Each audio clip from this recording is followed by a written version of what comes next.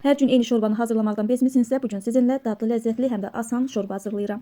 Bişirəcəyim qazana 2 xörək qaşığı çörək yağı, üzərinə 1 ədəd orta boy doğradığım soğan əlavə edib, yumşana qədər soğanı qovurdum. Üzərinə 1 xörək qaşığı un əlavə edib, unla soğanı birlikdə qovururuq. Yəni unun qoxusu çıxana qədər təxminən 1-2 dəqiqə qovurduqdan sonra hazırdır.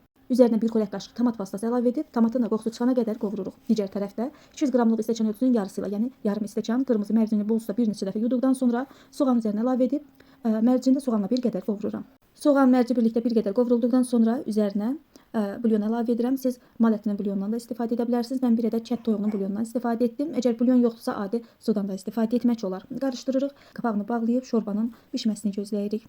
Bu arada mənim istifadə etdiyim bulyonda yetər qədər duz var. Mən şorbada duz. Bişdi, hazırdır. Hazır olmasını hardan bilirik? Mərcini yoxlayırıq. Əgər qırmızı mərci yetər qədər bişibsə, deməli hazırdır. Mən qazanda blenderdən keçirdim. Əgər siz qazana zərər verəcəyinizi düşünürsünüzsə, başqa qaba əlavə edib blenderdən keçirmək olar. Sonda üzərinə qara üstü əlavə edirəm. Ardından 50 qram, təxminən 1 ovuc qədər kiçik verməşil əlavə edirəm. Bir ədəd toyuğun sinətini də ditdikdən sonra şorbada istifadə etdik.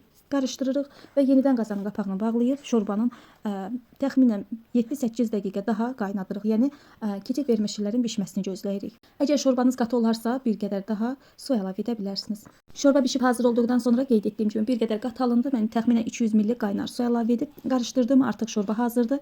İsti-isti süfrəyə verə bilərik. Sonda üzərinə mən nanə əlavə etdim. Çox dadlı, ləzzətli, mükəmməl bir şorbadır. Sizlər də rahatlıqla Ramazanda, həm də adi günlərdə hazırlaya bilərsiniz.